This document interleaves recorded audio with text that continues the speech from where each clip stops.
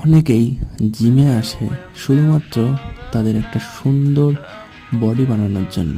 কেউ আসে রোগা থেকে মোটা হতে, বা কেউ আসে মোটা থেকে রোগা হতে। কিন্তু তারা কয়েক মাসের মধ্যে যখন রেজাল্ট পায় না, তারা হয়ে যায় ডিমোটিভেটেড। আর স্বাভাবিকভাবেই তারা তখন জিমটাকে কন্টিনিউ করতে পারে না। কিন্তু তুমি যদি 1 বছরের বেশি জিম করো, তাহলে তুমি বুঝবে জিমটা কখনোই শুধুমাত্র বডি বানানোর জন্য ছিল না। এটা একটি সাধনা। এটি ছিল তোমার বডি না, তোমার মনটা এবং তোমার জীবনটাকে সুন্দর করে তোলার জন্য।